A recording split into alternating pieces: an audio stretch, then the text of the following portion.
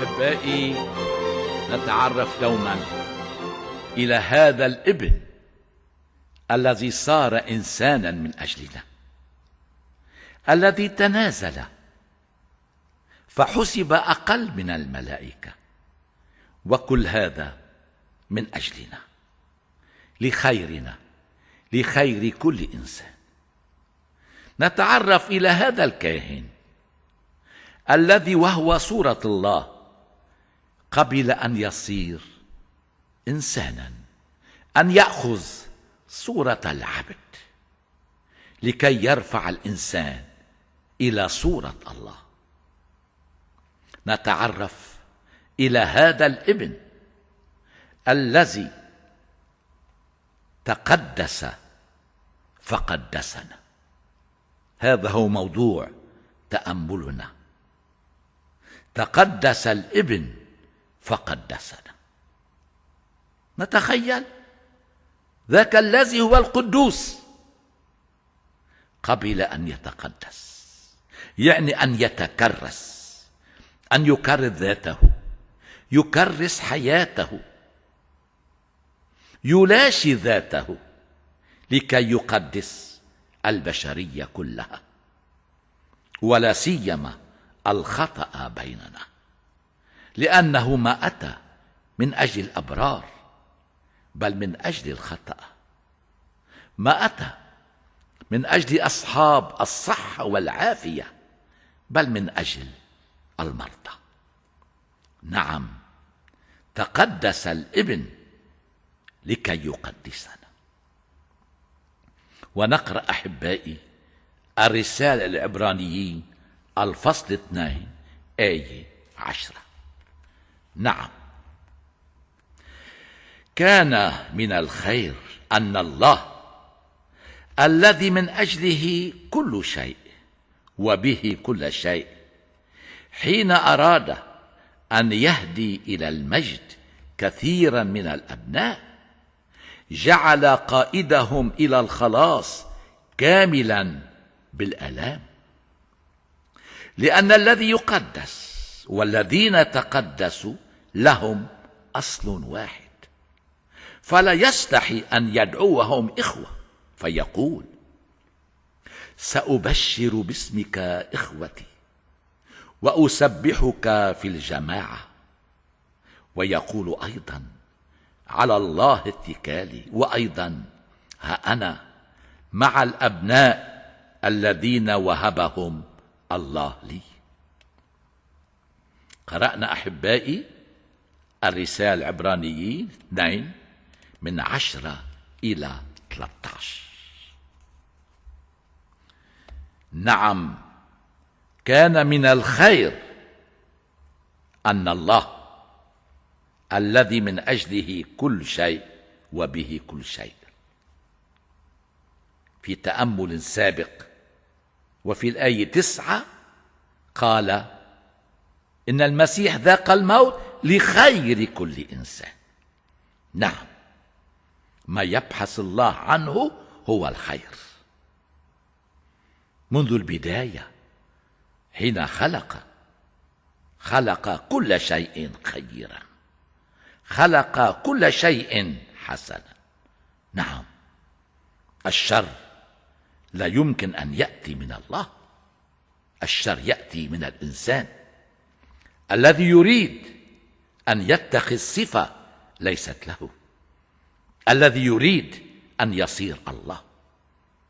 وحين يحسب الإنسان أنه صار الله، هناك الظلم، هناك الجور، هناك الموت، هناك القتل، هناك سحق الإنسان.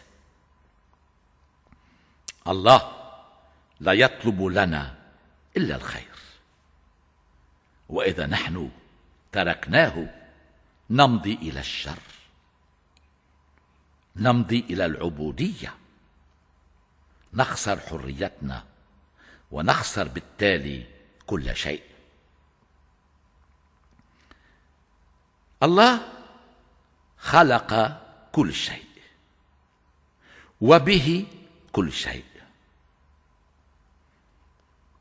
جعل هذا كله في خدمة يسوع المسيح. يقول يوحنا: به كان كل شيء، وبدونه لم يكن شيء مما كان. نعم، ماذا أراد الله؟ أراد أن يهدي إلى المجد كثيرا من الأبناء. هذا هو الخير الذي يريده الله لنا، أن يهدينا إلى المجد. نتخيل، تكلمنا فيما سبق عن المسيح المكلل بالمجد والكرامة، والرب يريد أن يرفعنا إلى مجد هذا الابن. نعم، أن يجعل حياتنا مجده، أن يجعل كلامنا مجده، موتنا مجده، قيامتنا مجده. أن يهدي إلى المجد كثيرا من الأبناء. ولفظ كثير في الكتاب المقدس يعني الكل. الكل يريد من أبنائه، ونضيف من بناته، الكل أن يصلوا إلى المجد. هذا ما يقوله الرسول: يريد خلاص جميع البشر، لا أنا وإخوتي وأخواتي وأبناء وبنات طائفتي، كلا، كل البشر مدعوون إلى الخلاص، كل البشر مدعوون إلى المجد. نحن نحسب مرات أننا وحدنا أبناء الخلاص، وقيل في وقت من الأوقات: لا خلاص خارج الكنيسة. ما معنى هذا؟ إذا كانت الكنيسة جماعة أبناء وبنات الله المخلوقين على صورة الله، نعم. إذا كانت الكنيسة فئة صغيرة، فماذا نعمل بالباقي؟ إذا كان المسيحيون يصلون إلى 2,000,000 شخص، ويبقى هناك إلى 2,000,000,000 شخص، ويبقى هناك 4 مليارات، فماذا نعمل بهم؟ هل نرميهم في جهنم؟ هل نبقيهم على الأرض يعيشون كما يعيش سائر الخلائق؟ كلا، كل أبناء الله، كل بنات الله مدعوون إلى المجد، مدعوون إلى الخلاص. ومن يخلصهم؟ الكاهن الأوحد يسوع المسيح، هو قائدهم، هو يمشي أمامهم. يقول الكتاب هنا: جعل قائدهم إلى الخلاص. نعم، وحده يسوع قائدنا إلى الخلاص، وحده يقودنا إلى الخلاص. ولكن هذا القائد كيف يكون كاملا؟ هل يكون كاملا بالكلام، بالنظريات، بعالم من الخيال؟ كلا، هو قائدنا. كيف يكون كاملا؟ بالآلام. نعم، بالآلام. أخذ الطريق التي نعرفها نحن. فمنذ البداية اللاهوتية، نعرف أن الإنسان هو ابن الألم، كما قال سفر أيوب. المرأة تلد وهي تتألم عندما تلد. أساس حياتها أن تكون أم الأحياء، وفي أساس حياتها الألم، الوجع. وكذلك الرجل آدم المأخوذ من القديم المأخوذ من الأرض، عليه أن يأكل خبزه بعرق جبينه. نعم، الآلام هي في أساس حياة كل إنسان، والمسيح ما جاء يحررنا من الألم، فهو ما تحرر منه. والمسيح ما جاء يلغي الألم، أراد أن يكمل بالألم. نعم، أن يكون كاملا بالآلام. والرسول يحدثنا عن ألمه الذي لم يكن كنت أقول كاملا، لأني أنا وأنت وأنت نكمل في جسدنا ما ينقص من آلام المسيح من أجل جسده الذي هو الكنيسة. هو صار كاملا بالآلام، ويدعونا أن نكون معه كاملين بالآلام. لم يبقى ابن الله في عليائه، كلا، أراد أن يكون معنا. وبما أنه الكاهن تقدس وهو يقدسنا معه. تقدس، نعم. تكرس، نعم.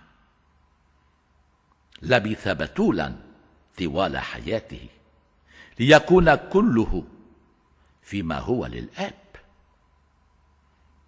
ألا تعلمان يا أمي وأبي أنه يجب أن أكون فيما هو للآب السماوي؟ هذا هو التقديس. نعم، جعل جانبا، لم يكن مثله مثل البشر، كلا، اختلف عنهم. مع أنه، وهنا يقول النص، الذي يقدس والذين تقدسوا لهم أصل واحد. نعم، كلنا بين مزدوجين من آدم، كلنا بشر، كلنا نلنا الحياة الواحدة.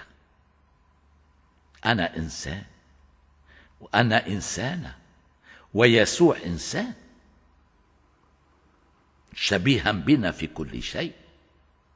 نتخيل أصلنا أصله، أو بالأحرى أصله من الله، أما أصله البشري فهو أصلنا. نحن كلنا من الشجرة الواحدة.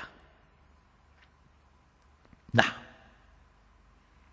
تقدس ويقدسنا. تلك هي صورة الكاهن. نعم، هي صورة الكاهن التي تحدث عنها يسوع في الصلاة الكهنوتية يوحنا 17 قبل الذهاب إلى موته. نعم، قدست نفسي ليكونوا مقدسين في الحق. إذا كان الابن قدس نفسه، فما الذي يجب أن يفعله الكاهن؟ ألا يجب أن يطلب القداسة، أن يقدس حياته؟ عندنا الكثير من القديسين، مار شربل، عمطلة الحرديني، يعقوب الكبوشي، وقديسون عديدون، مار أنطونيوس الكبير، مار بخاميوس، إفرام السرياني. هؤلاء كلهم تقدسوا، وما زلنا ننعم بقداستهم إلى أيامنا. هم لا نعود نراهم، ومع ذلك يفعلون أكثر من الذين نراهم. لماذا؟ لأنهم تقدسوا. فماذا يبقى على الكاهن إلا أن يقدس ذاته؟ ولهذا نعيد هذه السنة القديس يوحنا ماري فياني كاهن أرس. قداسته ما زالت ترف فوق تلك القرية التي صارت مدينة قرب اليوم في فرنسا. قداسته ما زالت حاضرة 150 سنة بعد موته. وإذا اعتبرنا أننا جميعا نمارس كهنوت المسيح، فماذا نقول عن تريزا الطفل يسوع التي توفيت وهي بعمر 24 سنة؟ قالت: سأقضي حياتي في السماء أنثر الورود على الأرض. نعم، يتقدس الكاهن، يتقدس بحياته الشخصية، بالتأمل اليومي، بقراءة الكتب المقدسة. يتقدس الكاهن بالرسالة التي يقوم بها، يزور المرضى، يزور أبناء الرعية، يمارس الأسرار، يرافق الحزانة، يرافق الفرحين. افرحوا مع الفرحين، ابكوا مع الباكين. هكذا يتقدس الكاهن ويقدس الذين هم حوله. إذا كان المسيح هو معنا من أصل واحد، أترى الكاهن صار فوق الجماعة؟ هل نسي أنه من أصل واحد هو وأخوته وأخواته؟ كلهم من أصل واحد، كلنا بشر، كلنا خطأ، كلنا ضعفاء، سواء كنا من الكهنة أو من العوام، ونحتاج أن نتقدس يوما بعد يوم، أن نكرس أفكارنا، لا نقبل بفكر يبعدنا عن رسالتنا، أن نكرس كلامنا فلا يصدر منا كلمة نابية، كلمة لا تليق بمن هو رفيق يسوع المسيح على المذبح. لا تصدر منا كلمة تجرح الآخرين، كلمة افتراء. نقدر ذواتنا بأعمالنا، عملنا عمل الله. قال لنا يسوع: أعمالكم تمجد الله. إذا كانت أعمال حسنة تمجد الله، ولكن لا سمح الله إذا لم تكن حسنة فتجعل الناس يجدفون على الله بسببنا. يسوع تقدس، والكاهن يتقدس، وكل مؤمن يتقدس. نحن من أصل بشري، والمسيح صار من أصل بشري، لكنه أراد أن يرفعنا إلى مستوى الله. فهل نستعد أن نرتفع معه؟ نحن كلنا من أصل واحد، لهذا يقول النص: لا يستحي أن يدعوهم إخوة وأخوات. نعم، نحن إخوة يسوع، نحن أخوات يسوع. مساكين الذين يجادلون إن كان للمسيح إخوة وأخوات على مستوى الجسد، وإذا كانت أمه عرفت يوسف فيما بعد وكان لهما البنون والبنات، مساكين هؤلاء، فليلبثوا على مستوى الأرض ولا يرتفعوا فوق الأرض. سئل يسوع يوما، قيل له: أمك إخوتك. من هي أمي؟ من هم إخوتي؟ إخوتي أمي من يعملون مشيئة الله، من يعرفون كلمة الله ويعملون بها. نعم، ما استحى يسوع أن يدعونا إخوته وأخواته، بل افتخر بنا، حملنا معه على صليبه. نعم، إلى هذا المستوى أراد يسوع المسيح أن يرفعنا. وعاد النص إلى المزمور: أبشر باسمك إخوتي، ثم ها أنا والأبناء الذي وهبتهم لي. نعم، وهبنا الله الآب لابنه يسوع المسيح. صرنا هدية من الله الآب، وحملنا يسوع المسيح هدية أعادنا هي، ولكن هذه الهدية تحولت كليا. كنا خطأ صرنا أبرار، كنا إلى الموت صرنا إلى الحياة. فكما الخبز يصبح جسد المسيح، والخمر دم المسيح، هكذا يتبدل كل شيء. تتبدل المادة إلى الروح، والأرض إلى السماء. كذلك نحن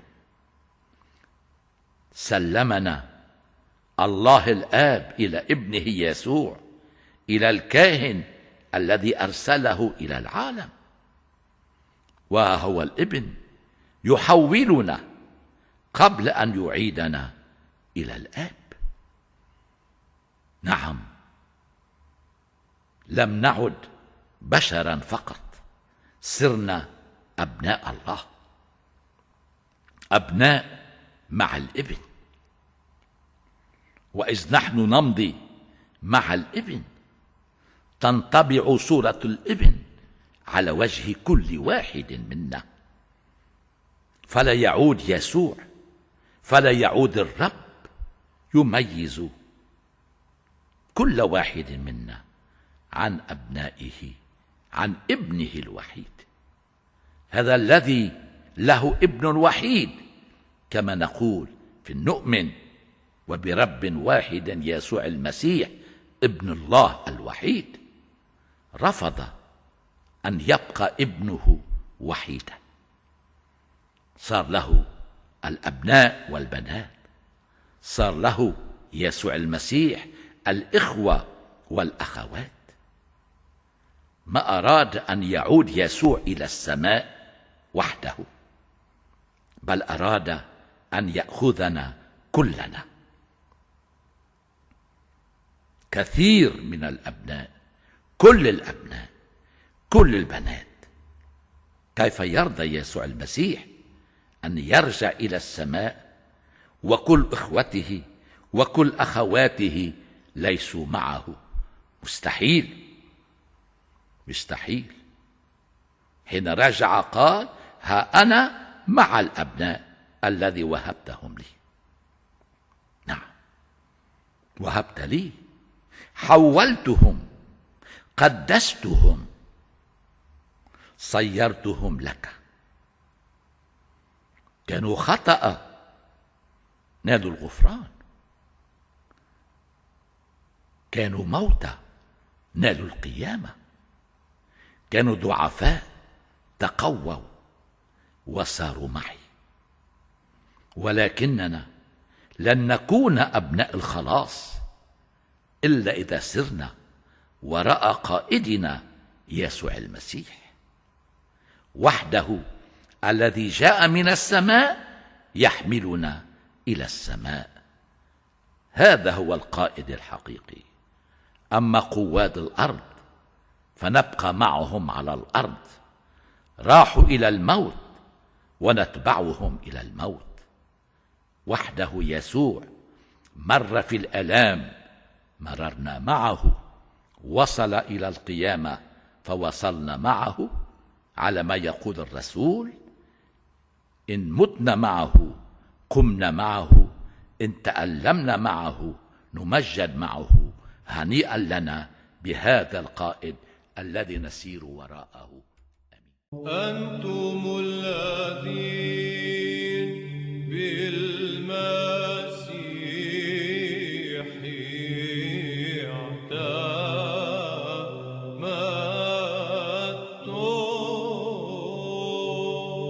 بسم الآب والابن والروح القدس الإله الواحد آمين. قناة نور من المشرق أو The Light from the East هي قناة روحية تبشيرية تعليمية تكرز ب4 لغات: الإنجليزية، العربية، الآشورية والآرامية القديمة، من تعاليم الكتاب المقدس ومن تعاليم آباء كنيسة المشرق وجميع آباء القديسين في جميع الكنائس الرسولية المقدسة لمجد اسم الرب. الرب يبارككم. صلوا من أجلنا. آمين.